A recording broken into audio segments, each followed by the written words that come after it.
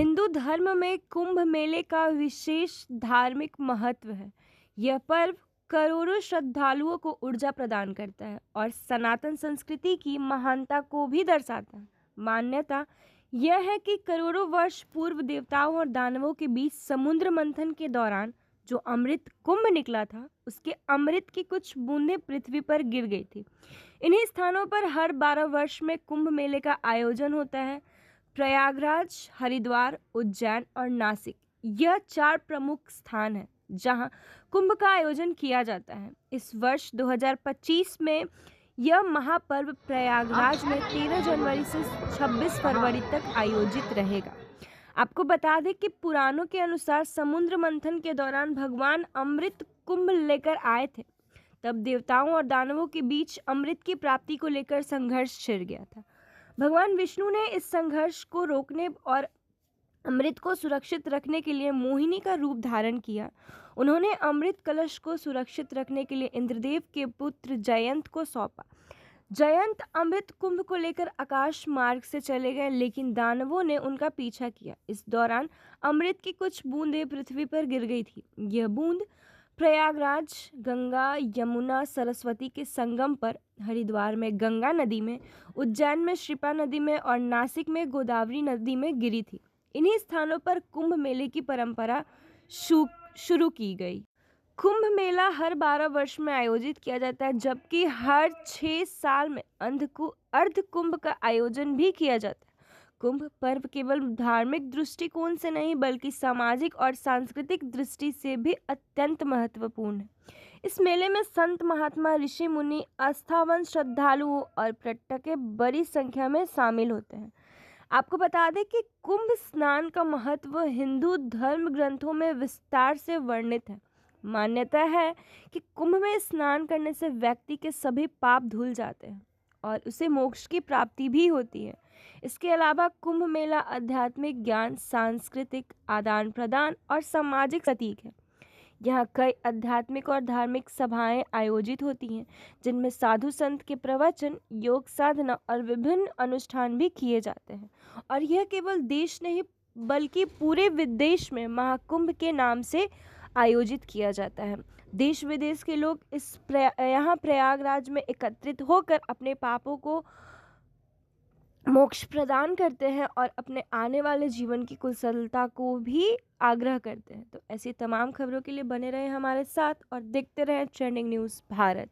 करीब 40 करोड़ लोगों की आने की व्यवस्था एक और देखकर उत्तर प्रदेश सरकार पूरी तरह से मुस्तैद है और प्रशासनिक भी यहाँ पर गतिविधि बहुत तेज है। लोगों में हर चीज़ को जांच करके आने दे रहे हैं। और जो यहाँ हमारी उपस्थिति अभी संगम के पास हुआ है, जो संगम है वहाँ पर यहाँ गंगा, यमुना और सरस्वती नदी का एक महासंगम है। यह संगम काल जब से ये आपको बता दें कि समुद्र मंथन से जुड़ा हुआ कहानी है, बात है। जो राजा सरस्वती, मैं ऋषिकेश से आया हूँ और हम सब बाबाओं का ये कर्तव्य है कि प्रत्येक कुंभ में सारे बाबा जहाँ भी हों, कहीं भी रहते हो, कुंभ में आना उनके लिए वैधानिक रूप से अनिवार्य नहीं है, लेकिन नैतिक रूप से अनिवार्य है। और सारे बाबा लोग इस नैतिक अनिवार्यता का पालन करते हैं और यहाँ आते हैं, कल्पवास करते हैं और यहाँ आप लोग देखे रहे हैं। कहा जा रहा है कि इस बार का कुंभ का जो संयोग 144 साल बाद हाँ, 144 साल खगोलीय भौगोलिक स्थिति ऐसी बनी है, नक्षत्रों की ऐसी स्थिति बनी कि वो 144 साल बाद रिपीट हुई है। मतलब चक्र में जैसे सूर्य की परिक्रमा करते हैं हमारे ग्रह, तो बृहस्पति 12 वर्ष में एक परिक्रमा पूरी करता है, तो उसी को हम लोग सेलिब्रेट करते हैं। ये महोत्सव बृहस्पति एक परिक्रमा पूरी करता है सूर्य का 12 वर्ष में, और वही पूरा हो रहा है मकर संक्रांति को। तो उसी को हम लोग समारोह पूर्वक इस खगोलीय घटना का हम लोग आयोजन करते हैं और प्राचीन काल से ये चला आ रहा है। जब से सनातन है, जब से संस्कृति है, जब से सभ्यता है, जब से मनुष्य सामाजिक प्राणी है, तब से ये महापर्व चला आ रहा है। अच्छा बाबा जी, सामान्यतः लोगों में ये धारणा बनी हुई है कि नागा साधु जो होते हैं वो बिना वस्त्र के ही हमेशा रहते हैं। इन बातों में कितनी सच्चाई है? वो तो सही, आप तो प्रत्यक्ष देखते हैं, पूरा संसार पूरा पूरा लाइव दिखाते हैं आप लोग। पर ये नागा का थोड़ा सा मैं हिस्टोरिकल बैकग्राउंड बता दूं उसके कि क्या हुआ कि 1191 में पृथ्वीराज चौहान छोड़ देते हैं किसको, मोहम्मद गोरी को। 1192 में वो आता है, उनकी आंखें निकाल लेता है, गजनी उसको जंजीरों में बांध के ले जाता है। महारानी संयोगिता के साथ सामूहिक बलात्कार होता है अजमेर शरीफ में, जो है आजकल। मर जाती हैं, जब तक मर नहीं जाती तब तक उनके साथ रेप होता है। ये 1192 की बात है। 1193 में बख्तियार खिलजी, उन्हीं का सैनिक जीसी की ओर से यहीं से गया और नालंदा विश्वविद्यालय को जला देता है। कब? 1191, 1192, 1193। तो 1193 में बाबाओं की एक बैठक हुई। सन्यासी लोग पहले अलग अलग हुआ करते थे, कुटियों में रहा करते थे, गुफाओं में रहा करते थे, समूह में नहीं रहते थे, क्योंकि साधना समूह में थोड़ी होती है। प्रार्थना तो समूह में हो जाती है, साधना तपस्या ये एकांतिक चीज होती है, तो अलग अलग रहते थे। तो बाबाओं की जो मीटिंग हुई, बाबा वर्ल्ड की सारे सन्यासियों की, उस मीटिंग में, अब ये मुझे ठीक ठीक याद नहीं है कि उस साल 1193 में कहाँ का कुंभ था या कौन सा अर्ध कुंभ, ये एग्जैक्ट देखना पड़ेगा डाटा को। और उस बैठक में तय किया गया, ये चिंता व्यक्त की गई कि राजा लोग ही कन्वर्ट हुए जा रहे हैं, लालच के लिए, राज्य के लिए, डर के कारण, भय के कारण कि मार दिए जाएंगे, पूरा परिवार कत्ल कर दिया जाएगा। अब ये बात नहीं बनेगी। अब हम लोगों को शास्त्र के साथ साथ शस्त्र भी उठाना पड़ेगा। ये उस बैठक में निश्चित होता। उसके पहले अखाड़े नहीं हुआ करते थे, बाबा लोग होते थे, नागा भी होते थे, परंतु अखाड़े नहीं हुआ करते थे, एकांतवासी हुआ करते थे। इस वजह से ये सब जो होता है, ये सब नहीं होता था।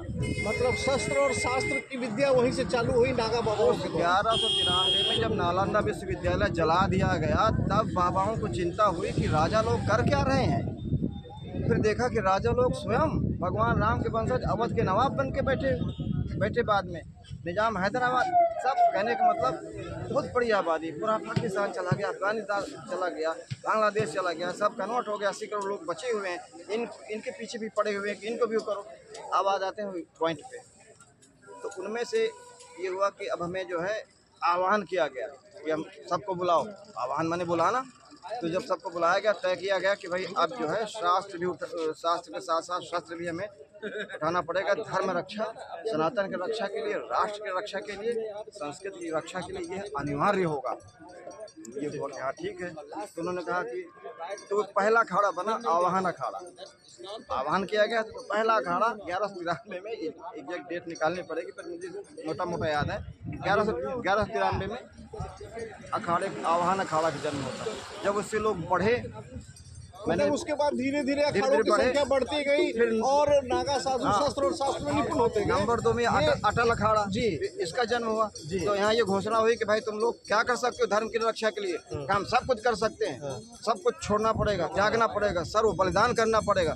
तो कुछ सन्यासी उत्साह में आए, उन्होंने कहा कि हम सब कुछ तो छोड़ दिया है, घर द्वार संसार अपना, अब हम अपने वस्त्र भी छोड़ते हैं, और सारे वस्त्रों को उतार के फेंक दिया और नग्न हो गए।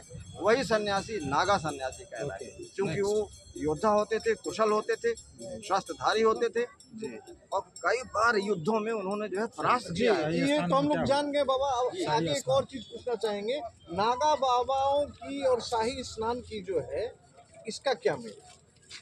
प्राचीन काल में क्या होता था कि ये केवल जनता ही नहीं आती थी, राजे महाराजे भी हाथी घोड़ों के साथ आते थे, उनकी प्रजा भी साथ में आती थी। उसको बोलते थे शाही, मतलब राज्य स्नान। मुगल काल में भी राज की जगह शाही स्नान हो गया। अभी मोदी जी ने कहा कि अमृत स्नान बोलना चाहिए। पारंपरिक रूप से अमृत स्नान ही है जो कि अमरता प्राप्त होती है। काया और मन के स्तर पर हम मुक्त होते हैं, रोग मुक्त, पाप मुक्ति। ऐसा